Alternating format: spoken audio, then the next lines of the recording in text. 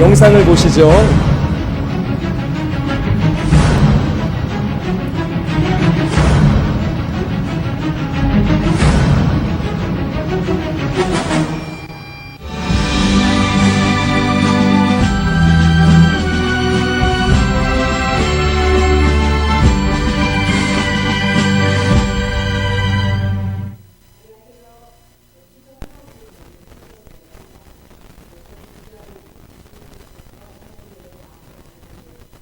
허락해 주신 담임 목사님과 성도 여러분께 감사함을 드립니다.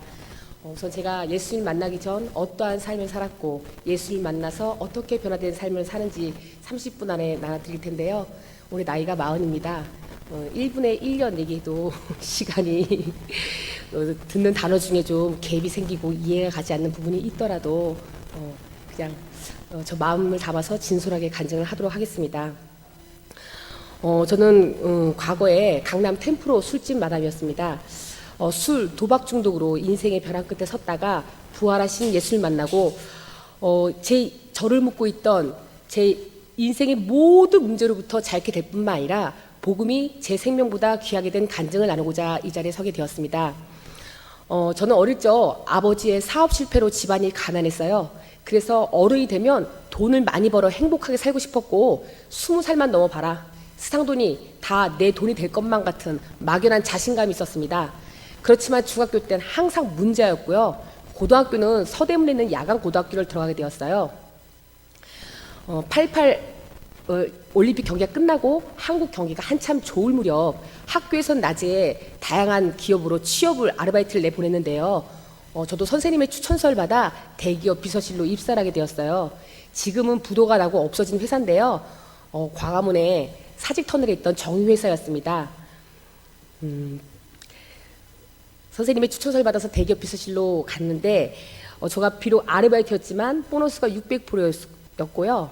20년 전인데 600%였고 비서실엔 사장님 외 네 분의 중역분이 계셨어요. 고등학생이란 이른 나이로 대기업에서 3년 동안 직장 생활을 한 후에 오는 깨달음 한 가지는 이런 직장 생활을 해서는 내가 살고자 하는 삶의 만족을 누릴 수가 없겠구나 하는 생각이 들더라고요. 그러니까 저는 다양한 부류의 친구가 참 많았는데요. 특히 소위 논다는 이제 반문화권에서 잘 나간다는 친구들을 찾아가서 물었습니다. 야 친구야, 내가 좀 돈을 많이 벌고 싶은데 뭘 하면 좋겠냐? 하고 물었더니 친구가 저한테 대뜸 너 마담 한번 해볼래? 그러더라고요. 제가 뭐 마담이 뭔지도 몰랐지만 이제 인생의 목표가 오직 돈이었던 저는 그렇게 친구의 소개로 20대 초반부터 유흥업소에 들어가 새끼 마담이라는 것부터 시작해서 술 장사를 배우며 돈맛을 알게 됐어요. 그 세계에서 조직폭력배에 있는 남자친구를 만나 사귀게 되었습니다. IMF 당시 많은 기업이 힘들어지고 강남의 마담들이 억대 외상값을 감당하지 못해 자살했다는 소문을 들었어요. 그런데 전 도리어 남자친구의 도움으로 룸가라오케를 오픈하게 되었고 손님들이 줄을 서서 대기할 만큼 장사가 대박이 났습니다. 어린 나이부터 그렇게 이제 유흥업소의 업주가 되었고요. 그 조폭 남자친구와는 한 4년 연애 후 결혼을 하게 되었어요. 솔직히 사랑해서 결혼하면 행복할 줄 알았습니다. 그런데 막상 결혼을 해보니 여자라면 누구나 꿈을 꾸는 아름다운 가정을 가질 수가 없었어요. 남편에게 있어서 이 가족의 개념이 제가 아니라 밖에서 함께 움직이는 선후배였고 무엇보다 남편이 경마로 많은 돈을 잃고 경마로 인해 이 부부가 신뢰가 무너지면서 거짓말이 반복되고 남편이 그러다 보니까 이제 부부가 신뢰가 무너지면서 결국 이제 결혼 1년 만에 딸 아이 하나 놓고 이혼을 하게 되었어요. 저는 이혼 후 돈을 벌어야 했기에 제 딸을 시댁에 맡겼습니다. 제가 원하는 만큼의 돈을 벌면 제 딸과 행복하게 살 수 있을 거라고 인생의 모든 가치관을 돈의 기준으로 두었습니다. 제가 이혼 후 처음 시작한 것이 바 장사라는 건데요. 제 직업은 외모가 우상이다 보니까 매일같이 나를 가꾸는 일에만 올인하게 되었고 그러다 보니 자연스럽게 방탕한 삶을 살게 되더라고요. 처음에 돈을 벌려고 했던 목적과 다르게 마음에 세상에 가득 차 있다 보니 주말에 제 딸을 만나도 감당이 되질 않는 거예요. 그래서 항상 그 미안한 마음을 제가 돈으로 메꿔주면서 부모 노릇을 하고 있다고 착각을 했습니다. 저는 그렇게 제 부모에 대한 어떤 그 책임감과 그런 것은 전혀 상관치 않고 제 만족, 이렇게 술과 방탕과 세상의 온갖 쾌락을 쫓아 살며 사치를 부리고 살았지만 마음의 허전함이 무엇으로도 채워지지가 않았고 도리어 조금만 내 성격대로 되지 않으면 감정이 통제가 되지 않아서 지인의 권유로 대학병원에서 정신과 상담을 받게 되었습니다. 저는 제가 그때 성격과 감정의 기복이 굉장히 심한 사람이라는 것을 알게 되었고 변명은 우울증이었습니다. 아, 나는 날 잘 통제하지 못하는 사람이구나. 내가 내 문제를 알았으면 조심히 살면 되지. 뭐하러 비싼 돈을 줘가며 그런 치료를 받나 라는 생각과 무엇보다 병원에서 제시하는 치료 방법이 제 문제를 해결해 줄 거란 확신이 없었습니다. 이후 자살 시도를 하다 중환자실에 입원하게 되었고 병원에서는 안정을 취해야 된다고 입원을 권유했지만 저는 의사 말을 듣지 않았어요. 그리고 일상으로 돌아와 가게에서 일을 하게 되었는데요. 지금 생각해보면 한마디로 시한폭탄 같은 사람이 돌아다녔던 것 같아요. 전혀 제 자신 스스로를 컨트롤할 수 없었고 감정이 통제가 되지 않았던 그런 상태에서 일상으로 돌아와 가게에서 일을 하는데 가게 팀장이었던 친구가 친구야, 강남에 카지노 바라는 곳이 있는데 거기 무슨 누구누구를 좀 만나러 가자 그러는 거예요. 저는 이 카지노라는 문화를 제가 TV나 드라마를 통해서 처음 봤지 저는 한 번도 이 카지노라는 문화를 접해본 적이 없었거든요. 카지노 그렇게 친구를 따라서 우연히 강남 카지노 바에 갔다가 이 바카라라는 게임을 하면서 카지노 세계에 발을 담그게 되었는데요. 카지노 바는 소위 말해 이제 카지노의 축소판의 불법 도박장입니다. 되게 좀 갭이 생기시죠? 이게 벌써 10년 전 얘기예요. 제가 10년 전에 이 세상이 그래도 그때도 거의 끝물이라고 그랬는데 아직도 지금 이것이 정말 성행하고 있는데 처음에 미니멈 바카라라고 해서 베팅 금액이 30만 원 미만인 테이블에서 바카라라는 게임을 하는데 뭐 외국말로 멋있는 것처럼 바카라라고 그러니까 되게 뭐 있는 것 같이 보이는데 그냥 쉽게 말해 한국말로 홀짝 게임이에요. 칩을 가지고 홀짝을 찍는 거거든요. 처음에 30만 원 미만인 테이블에서 재미로 게임을 즐겼는데 어느 날 정신을 차리고 보니까 이제 한 판에 수천만 원에서 억대까지 칩을 베팅하는 테이블에 앉아서 이 100만 원짜리 골드 칩이 이제 100만 원짜리 칩이 골드 칩이 하나예요. 8명이 게임을 하는데 뒤에서 대기자들이 이렇게 100만 원짜리 골드 칩을 이렇게 툭툭 던지면서 이제 홀짝을 찍길래 야, 어느 정도로 정신이 나간 놈들이면 저렇게 100만 원짜리를 가지고 홀짝을 찍을까 했었는데 제가 하루가 이틀이 되고 이틀이 3일이 되고 뭐 이렇게 이제 발걸음이 잦아지다 보니까 제가 이렇게 돈에 대한 개념이 없이 그러고 있더라고요. 그래서 솔직히 처음에 재미로 시작한 게임에 너무 많은 돈을 빠뜨리니까 항상 본전만 찾으면 그만두리라 하고 스스로를 합리화시켰지만 사실 저는 그때 바카라만 하게 해준다면 제 영혼도 팔 수 있었을 만큼 도박에 깊이 중독이 되었었습니다. 여기에 올인하고 살다가 한 4, 5개월 만에 5억을 탕진하게 되었는데요. 이 도박이 제 의지로 끊어지지가 않았어요. 하면 안 되는데 라는 걸 알지만은 도저히 제 스스로 통제할 수가 없는 상태가 되었고 벌려놓은 일들이 감당이 되지 않아서 제가 미국으로 도망을 가게 되었습니다. 솔직히 이 벌려놓은 일들에 대한 책임감보다 상황과 환경만 바뀌면 내가 변화된 삶을 살 수 있을 거란 더 큰 기대로 미국에 갔어요. 그런데 미국에 갔더니 카지노가 더 크더라고요. 미국에 50개 주가 있잖아요. 동부에서 서부로 뉴욕을 출발해서 서부 끝으로 20개 주를 여행하게 되었는데요. 먼 눈에는 뭐밖에 안 보인다고 각 주를 들어 설 때마다 카지노 광고판만 눈에 띄더라고요. 미국은 거의 각 주마다 카지노가 있는데요. 굉장히 문화적인 충격이 컸던 것은 미시시피 강 위에 베이가 하나 떠 있었는데 들어가 보니까 카지노더라고요. 그런데 그 카지노에 이 머리가 하얗신 어르신들이 그 셔틀버스, 카지노에서 운행하는 셔틀버스를 타고 카지노를 마실라고 하듯이 이렇게 오락실처럼 어른들한테 이 카지노가 오락실 문화로 자리 잡고 있는 것에 굉장히 충격이 컸습니다. 왜냐하면 카지노라는 화려함 뒤에 얼마나 많은 인생이 죽어나가는지를 전 너무나 잘 알고 있었고 제가 한국에서 함께 도박하던 친구가 자살하는 것을 보았기 때문에 이 카지노 문화가 얼마나 무서운지를 알고 있었지만 제 힘으로 빠져나올 길이 없었어요. 그래서 저의 그 방탕한 삶은 더욱 악화되어졌고 결국 또 미국에서도 1년 만에 한국으로 다시 나오게 되었습니다. 한국에 나와서도 여전히 인생의 갈 길을 찾지 못해서 매일같이 술과 도박판을 찾아다니면서 방황을 하다가 결국엔 맨 나중에 간 게 강남 템포로라는 술집 마담으로 들어가게 되었어요. 템프로는 상위 10%의 손님들과 아가씨들이 출입하는 대한민국에서 최고 잘 나간다는 그런 유흥업소입니다. 돈이 정말 수천억, 수백억 있다는 사람들을 무지하게 많이 봤지만 단 한 명도 그 사람들 얼굴에서 정말 행복하다는 것을 본 적이 없었어요. 그때부터 정말 행복의 기준이 무엇일까 정말 인생에 대해서 진지하게 고민이 되어지더라고요. 아가씨들도 이 겉으로 정말 명품으로 머리부터 발까지 치장한 그 겉으로 보이는 화려함과 달리 항상 정말 가식에 쩔어서 자신을 포장하고 정말 서로를 속고 속이며 장시대의 상품 가치를 높이기 위해서 서로를 속고 속이며 다른 사람을 밟아야지만 일어날 수가 있었는데요. 정말 이 화류계 중에서도 이 겉으로 보이는 템프로와의 그 문화는 화류계 바닥은 도저히 이 정신이 피폐해서 버틸 수가 없겠더라고요.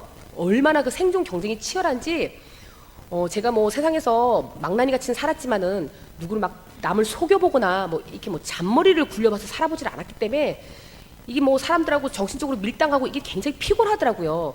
어찌됐건 저의 그 성향하고 너무 맞지 않는 부분 때문에 힘들었고요. 그렇게 인생의 벼랑 끝에서 제가 신음하고 있을 때 제 인생에 큰 변화를 맞게 되는 전화 한 통을 받게 되었는데요. 저희 큰오빠가 다니는 춘천 한마음교회에서 여름 수련을 하는데 놀러와 보라에게 바람을 쐬러 갔어요. 그때 오빠를 따라간 한마음교회는 굉장히 인상적이었습니다. 춘천에서도 춘천도 태어나서 처음 가봤거든요, 제가. 근데 춘천에서도 동면, 장항, 면, 쭉 시골 안으로 들어가서 정말 우사를 개조한 아주 그 겉으로 보기에 허름한 그러한 교회에 갔는데 예배당을 가득 메운 성도들의 얼굴들이 정말 해같이 빛나 있더라고요. 예배당을 가득 채운 성도들의 얼굴들이 천사같이 빛나 있는데 예배당을 가득 채운 성도들의 얼굴들이 천사같이 빛나 있는데 예배당을 가득 성도들이 고개를 끄덕끄덕이면서 아멘으로 화답하는 모습이 너무 행복해 보였습니다. 저는 목사님의 설교가 귀에 전혀 들리지 않았지만 이 강대상리 칠판에 천국과 지옥과 세상이라는 동그라미 3개 그림을 보게 되었어요. 사람들이 생각이 복잡하기 때문에 목사님께서 단순화시키기 위해서 그렇게 그림을 그렸다고 하시더라고요. 그러니까 그 그림을 보는 동시에 나는 뭐 죄의 기준이 뭔지도 모르겠고 지옥을 어떤 사람이 가는지도 모르겠는데 그걸 보는 동시에 내가 갈 곳은 지옥이겠구나 하는 생각이 자동으로 들더라고요.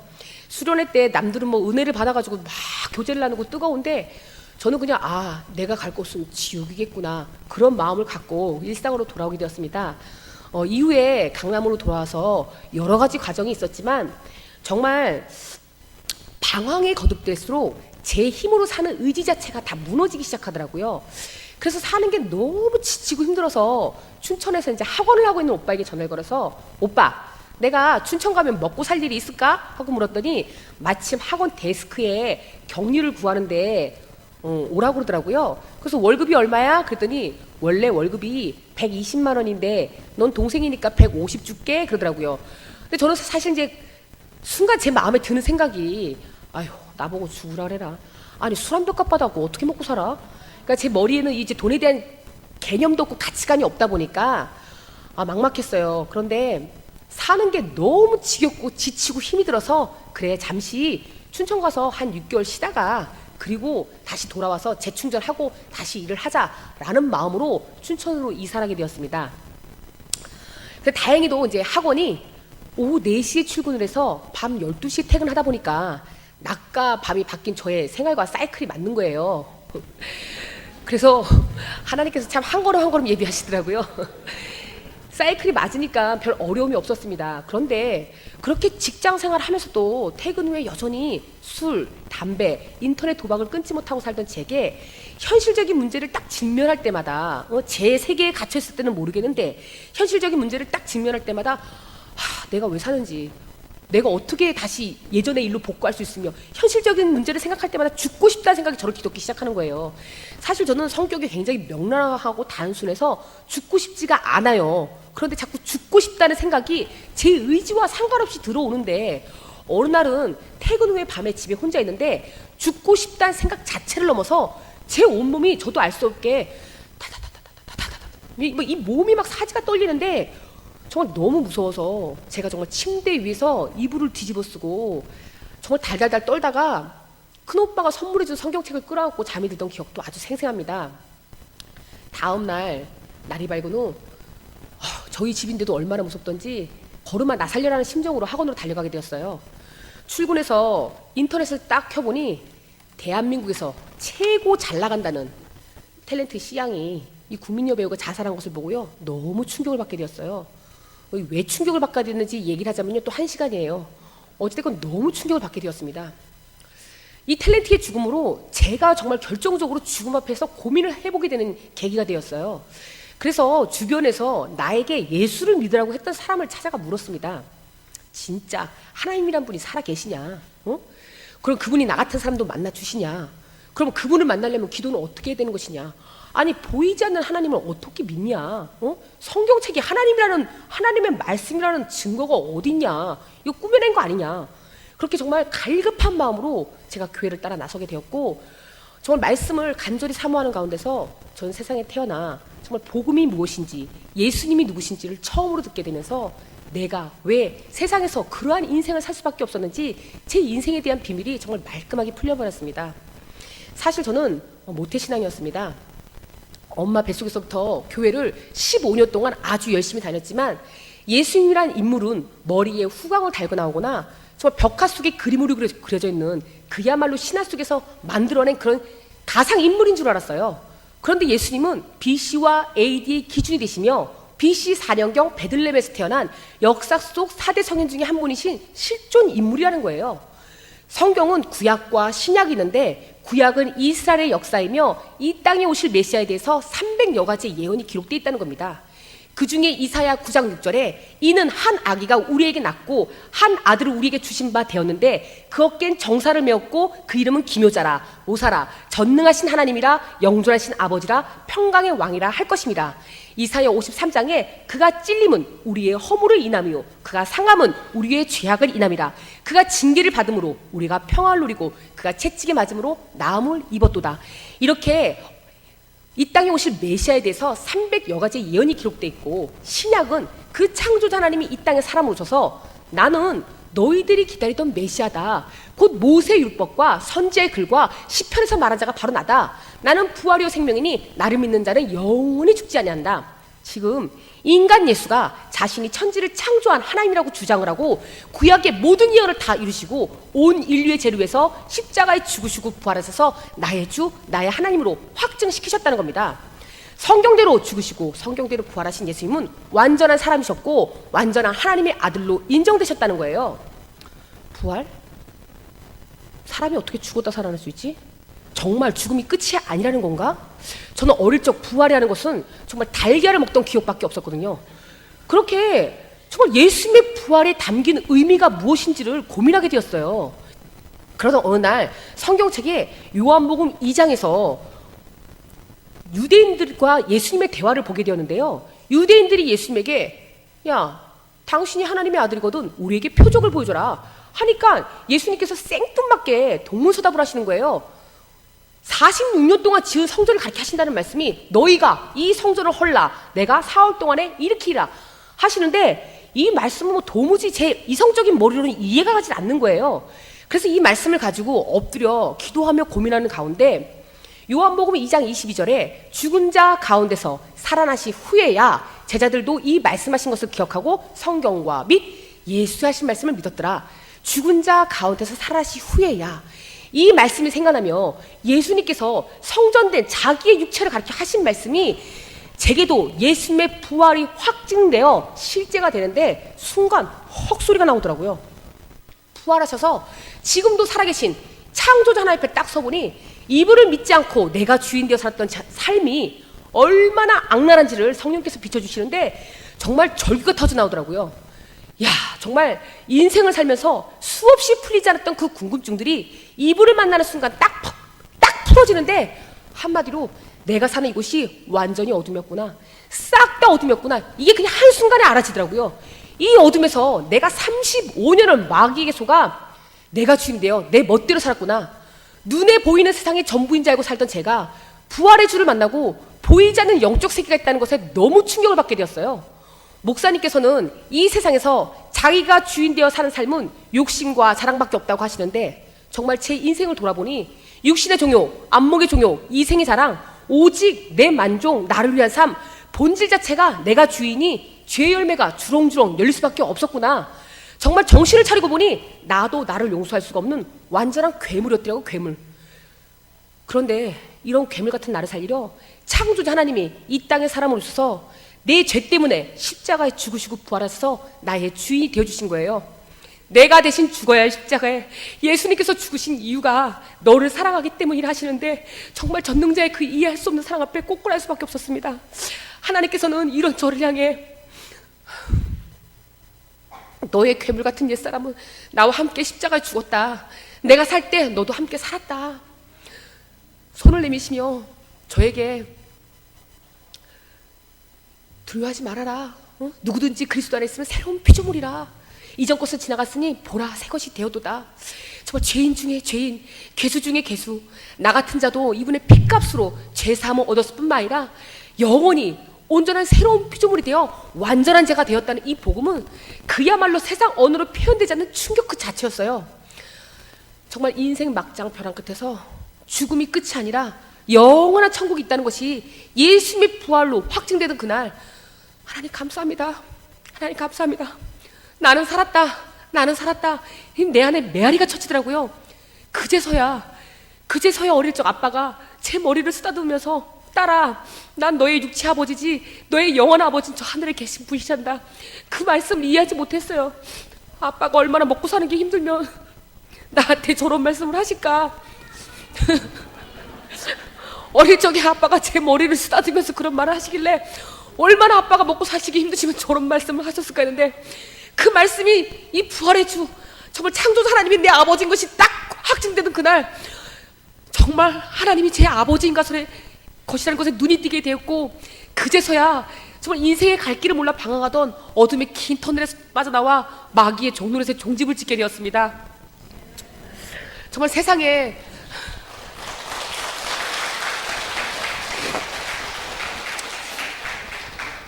정말 세상에 그 무엇으로도 채우지 않았던 제 마음에 회개하고 예수님을 온전히 주인으로 모시고 나니 세상이 줄 수 없는 기쁨이 임했어요.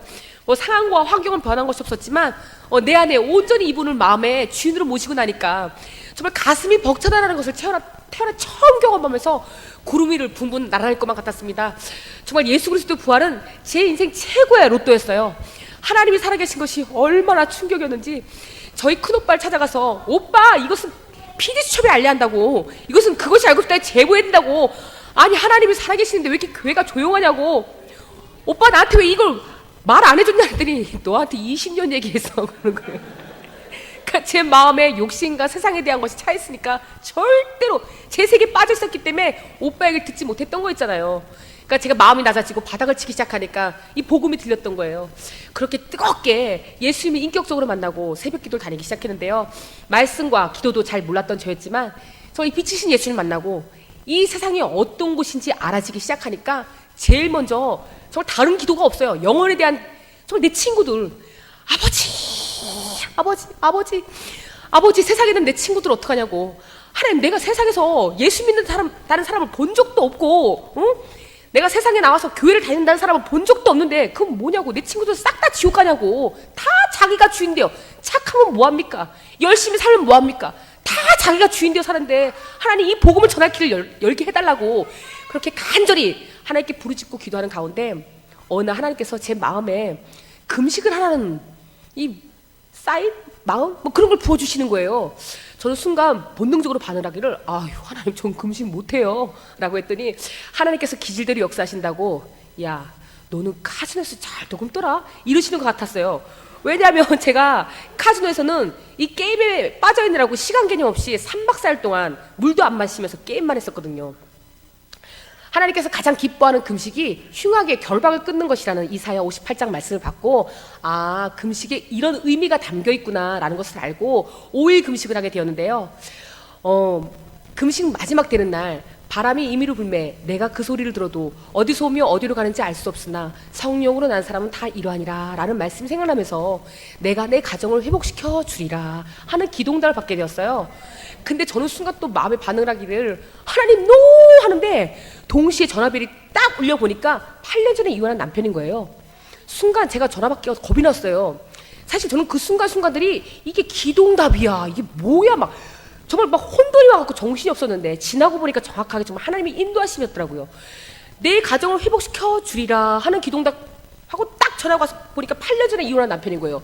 전화 받기가 겁이 났어요. 왜냐하면 제가 예수님 만나고 너무 놀라서 서울에 있는 애아빠에게 전화 걸어, 채아빠 하나님 살아계시니까 지 앞에 교회를 빨리 나가시라고, 아니면 내 딸이라도 교회를 보내달라고 했더니 남편이 제게, 야 이년아, 너는 술에 미쳐, 도박이 미쳐, 이제 종교까지 미쳤냐? 내 딸에게는 너가 없는 게 도와주는 거니까 다시는 연락을 하지 말라고 욕을 했었거든요.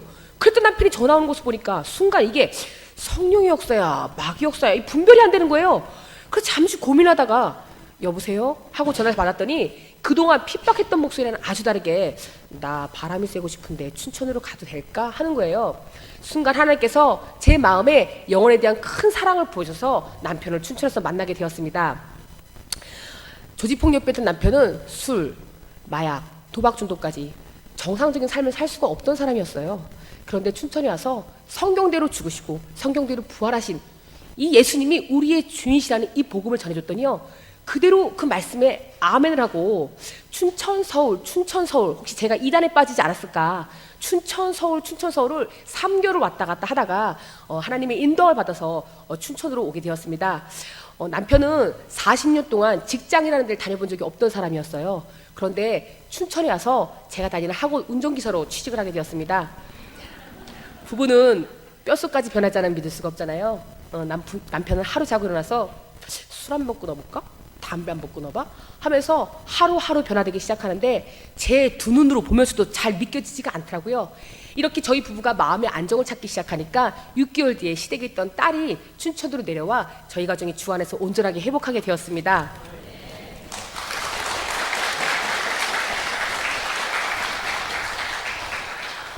솔직히 이혼 당시에는 상황과 환경 때문에 이혼을 했다고 생각을 했어요. 그런데 제가 예수를 믿고 돌이켜보니까 저는 세상에서 철저하게 제 만족만을 위해 살았던 사람이었더라고요. 그런데 이제는 예수님의 부활을 통해 이 세상이 어둠이고 영원한 천국이 있다는 것이 실제가 되고 나니까 이제는 이 땅 가운데서 내가 할 일이 나를 살리신 이 복음을 전하는 일 외에는 없더라고요. 제가 예수님의 부활 사건은 정말 영원한 세계를 직통으로 열어주는 너무나 놀라운 사건입니다. 이 예수님을 만나고 이 뜨거움을 어찌할 수가 없어 다니던 직장을 때려치고 전도를 하러 뛰쳐나갔어요. 그렇게 뜨거운 마음으로 뛰어나가서 하나님이 살아계세요, 예수님 믿으세요 하고 외치면 다 따라올 줄 알았어요.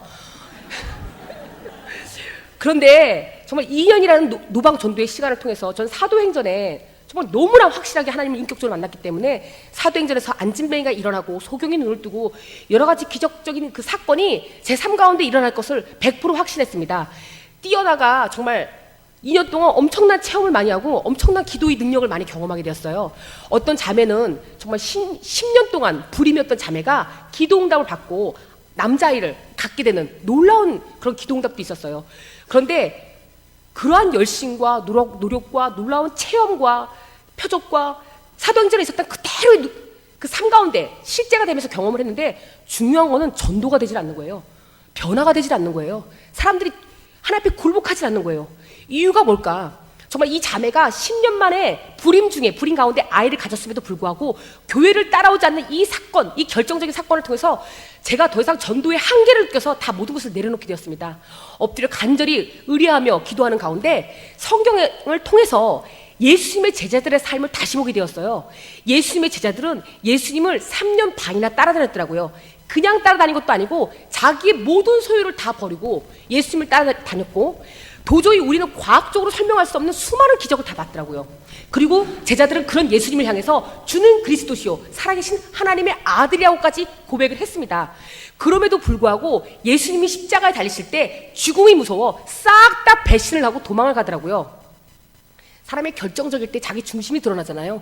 이 제자들의 믿음의 실상이 정확하게 이 십자가 앞에서 무너진 것을 보고 이 제자들, 도망갔던 제자들이 부활하신 이 예수님을 만나고 나서야 이 예수님이 하나님이심을 증거하다가 싹 다 순교하는 이 대목을 통해서 예수님의 부활 사건이 얼마나 중요한 사건인지, 제자들이 어디서 변화되고 어디서 완전히 굴복이 되어서 나를 위해 살던 삶이 주를 위해 살던 삶으로 바뀌었는지를 부활을 통해서 확증하게 되면서, 이 제자들의 삶을 통해서 예수님의 부활 사건이 얼마나 놀라운 사건인지가 다시금 인지가 되었습니다. 그러면서 복음의 가장 큰 능력은 나를 위해 살던 자가 주를 위해 사는 자로 바뀌는 것이구나. 이것이 명확하게 정리가 됐어요. 그래서 사도행전을 보니까 다른 것이 아니라 제자들이 성령 충만 받아서 뛰어나가 증거한 것은 이 부활하신 예수님, 구약의 예언대로 이 땅에 사람으로 오셔서 십자가에 죽으시고 부활하신 예수님이 하나님이다. 이것을 증거할 때에 표적과 기사가 일어나는 것인데, 나는 그동안 어떤 눈에 보이는 현상에만 관심이 있었고 이 인격, 이 예수님의 인격 자체는 관심이 없었구나. 내가 전도를 할 때 초점이 정확하지 못했구나. 이 사람의 변화가, 사람의 굴복이 나의 말과 나의 능력과 어떤 나에게서 나오는 것이 아니라 정확하게 복음은 예수님이구나. 이 예수님만이, 이 부활하신 예수님이 하나님으로 확증될 때, 내가 주인 되어 살았던 이 삶에서 돌이키고 예수님을 내 마음의 주인으로 모실 때, 초대교회가 다른 것으로 부흥한 것이 아니라 내가 주인 되어 살던 자들이 부활의 주를 만나서 이 예수님을 주인이라고 고백한 자들이 모인 것이 교회더라고요. 이 건물이 세워진 곳이 교회가 아니라 회개하고 예수님을 주인으로 모신 곳이 초대교회고, 이 예수님을 주인으로 모인 사람들을 통해서 말씀이 흥황되어지고 부흥된다는 것을 정확하게 알게 되었습니다. 그래서 다시금 엎드려 간절히 의뢰하는 가운데 하나님께서 내가 나를 사랑하느냐? 내 양을 먹이라 하시며 다시금 제가 다니던 학원으로, 직장으로 발걸음을 인도해 주셨어요. 사실 저는 제 한 몸도 통제하지 못하고 주체가 되지 않던 사람이었거든요.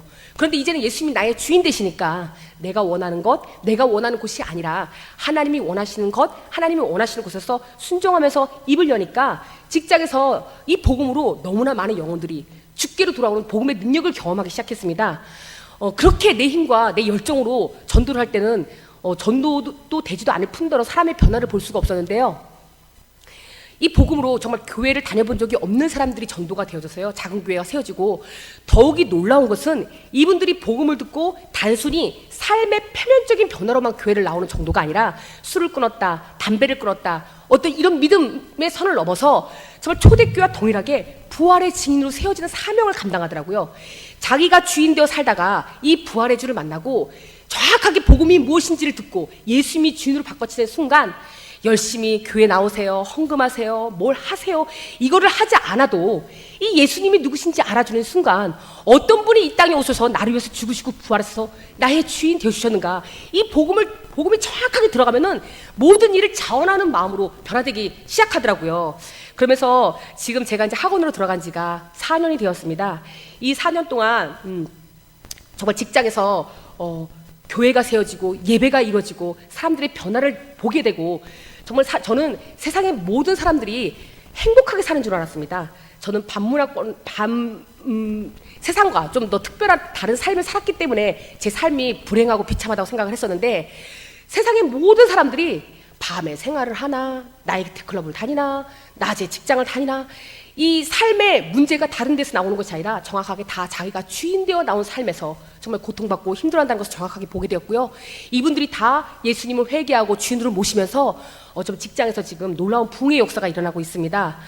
지금 함께 매일 직장에서 예배 보고 말씀을 나눠주고, 이 선생님들의 변화를 통해서 아이들이 또 복음을 듣게 되고요.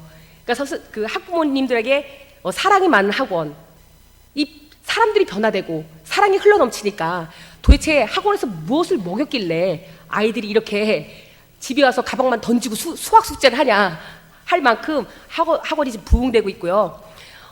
저희 학원뿐만이 아니라 저희 같은 건물에 이제 아발론이라는 영어 학원이 있습니다. 그 원장님 내외분을 3년을 따라다녔어요. 지금 고백하는 것은 그분은 자기는 의심 많은 도마였다 그러더라고요. 그러니까 이게 전도를 할 때 다른 것이 아니라 함께 먹고 친해지고 마음이 먼저 열어지고 계속 먹고 전도하고 말씀 넣어주고 함께 먹고 이렇게 친한 관계를 갖게 되다 보니까 지금 학원 전체가, 학원이 지금 데스크에 다 전도가 되어서 함께 예배를 보고 있고요.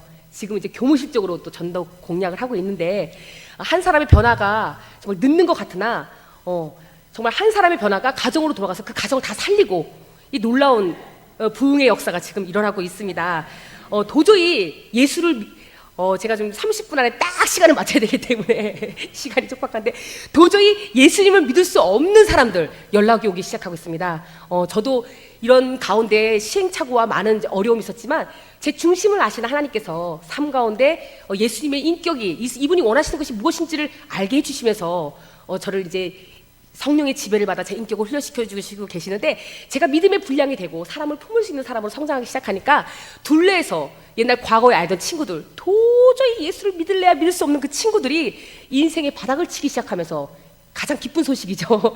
인생의 바닥을 치기 시작하면서 연락이 오기 시작하는 거예요. 이 친구들 남편이 우울증 걸려 3년 동안 집 밖을 못 나와 뭐 별의별 사연이 다 있는데 지금 연락이 와서 복음을 듣고 이 가정들이 다 살아나는 역사 정말 이 그대로 복음의 능력이 저뿐만이 아니라 둘레 많은 영혼들을 살리면서 복음이 제 생명보다 귀하다는 삶을 지금 사역을 감당하고 있습니다.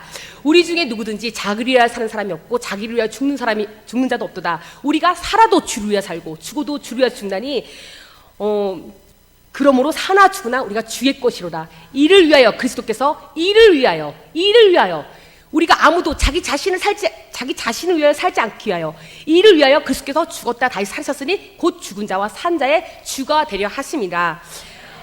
정말 마지막으로 하나님께서 다른 이름으로서 구원을 주신 일이 없으니 오직 우리 예수님만이 우리 구원자이시며 우리의 주인 되신 줄 믿습니다. 간증 끝까지 들어서 감사하고요. 이 시간 우리 3일 찬양님께 영광의 박수 올려드리겠습니다. 감사합니다.